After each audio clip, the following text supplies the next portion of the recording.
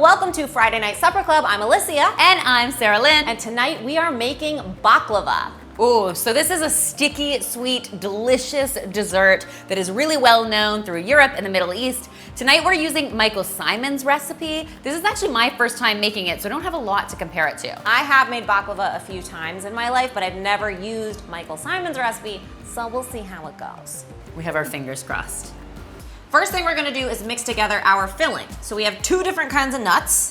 You can use any kind of nuts, but traditionally it's either walnuts or pistachios. We're using a combination. These are two of my favorite things actually, so the combination feels right.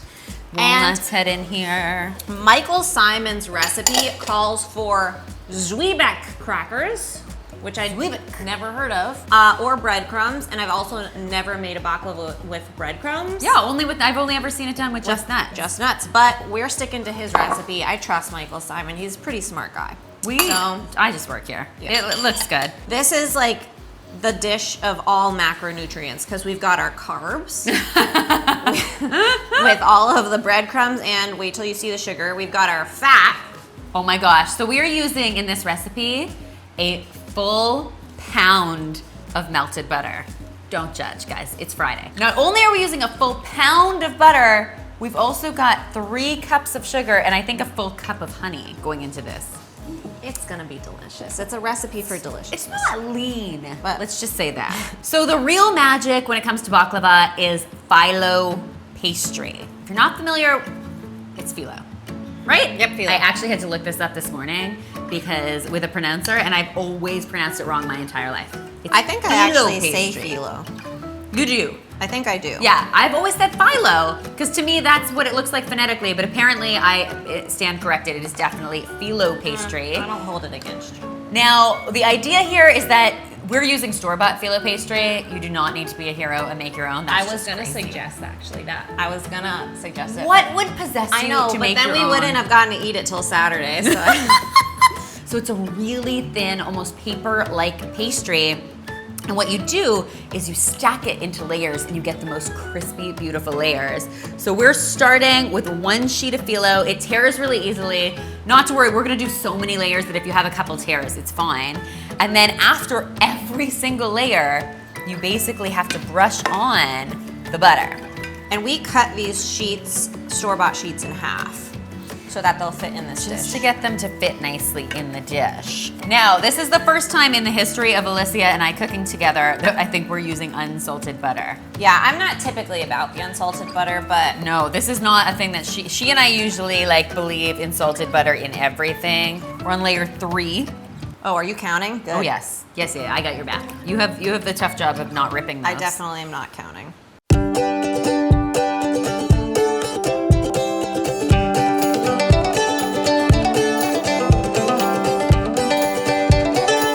We definitely have the right jobs here. I don't have the patience for the meticulousness of putting this down like that. I know every time I put it down, you're thinking, just move a little bit faster. We divide it. No, I think you're thinking that about the butter. No, I think take your time because I want every layer to be crisp. To have ample butter, people. I want to eat a delicious baklava, not a mediocre one. Okay. So we've got 10 layers on. We are going to now divide 1/4 of this nut mixture. Okay. Should I just do this with my hands? Yeah, you should. Touching food with your hands is part of the best experience of cooking. So now 6 layers until the next. Yes. Okay. So Michael Symon's recipe calls for 4 layers in the center, but that didn't seem like very much. Every time I've done this, I've done like 40 to 50 total layers. So we are going to layer this 6 in between every single layer of nuts. We want to make sure it's really good. Let's be honest. So I'm getting real excited with this butter. I'm happy about the amount of butter you're putting on there. Butter is better. With butter. So we've got our first 2 layers of phyllo down. Then we're going to add our second layer of yummy nuts. So we have 10 layers of phyllo, 1 layer of nuts, 6 layers of phyllo, and then now we're gonna do the second layer of nuts. It's always easier to just use your hands.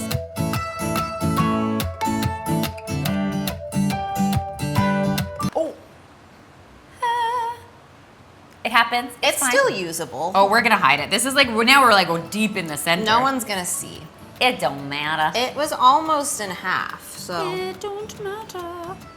Okay, I know you're feeling like a little upset that these philos don't fit exactly, but I'm telling you, this crispiness on the edge is gonna be the most delicious part. As you start to get like Yeah. the folded layers and like the, I'm yeah. gonna only want the edge pieces because it has the most phyllo dough. Oh, We're yeah. gonna eat this whole tray.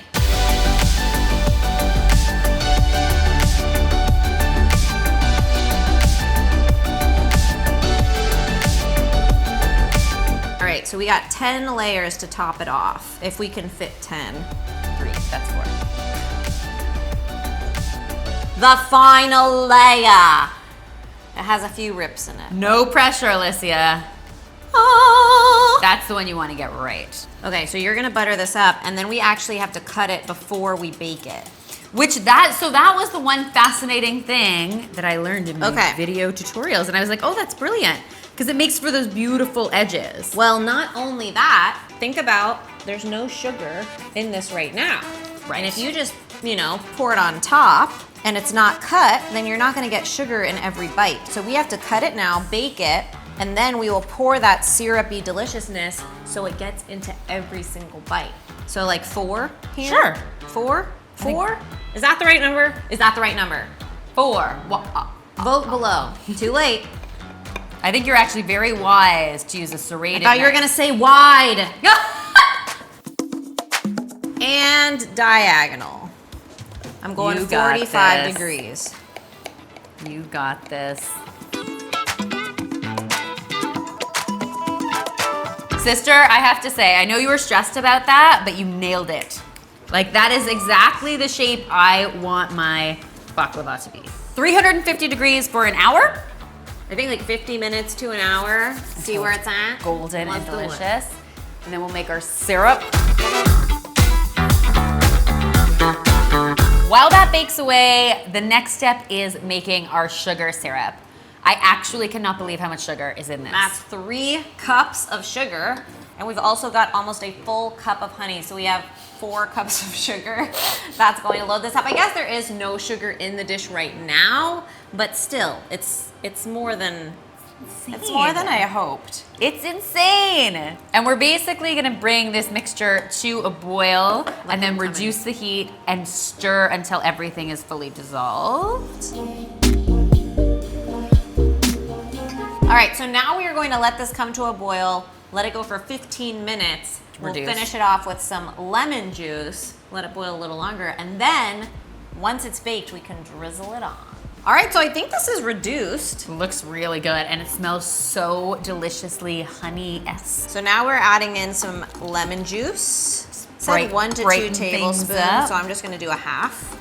And then let it go for 2 more minutes, and we'll let it cool. Yeah, it's perfect. We let the cool mixture, which is a little thicker, go onto the hot baklava and it all gets absorbed. And it all gets set in the fridge because you actually eat it cold, which sounds crazy when you have this delicious baked good. You want to eat it hot, but you gotta wait. So it ends up looking something like this.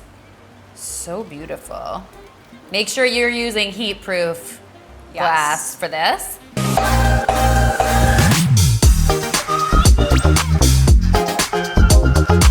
This smells incredible. Unreal. It's cinnamony and very nutty. The whole kitchen, the whole house And I smells think like the this box. color is perfect. It's perfectly golden brown.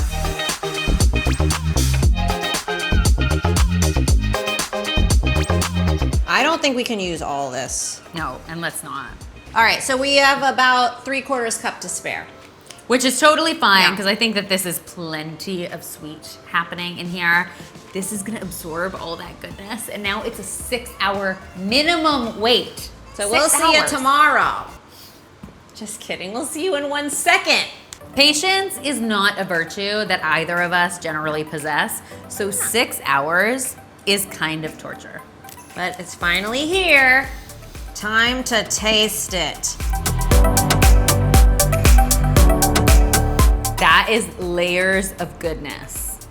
Look at that. What I love is that the layers collapse onto themselves, so you kind of can't tell what's what. Oh my God, I've never been so ready to eat something ever.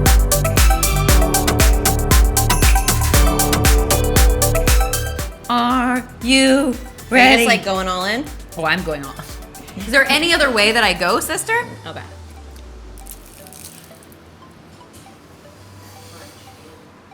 Oh my gosh.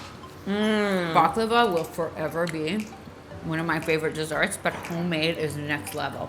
For using unsalted butter, it's perfectly salted. It's a good balance of sweet and savory. It's super good, crunchy. It gets a bit chewy as it soaks up all that goodness. So it's crisp on the outside, soft on the inside. It's so crispy on top, and the nut mixture has soaked up all the honey. Guys, this might be one of the world's most perfect desserts. That's probably why you can find it in almost every country, because it's that good. We will link the full recipe in the description box below if you want to try it for your own Friday Night Supper Club. And when you do try it, you should tag us on social media. All of our accounts are linked in the description box below. And as always, we'll be back next Friday with more deliciousness on Friday Night Supper Club. Yes. And let us know what other foods you want us to try.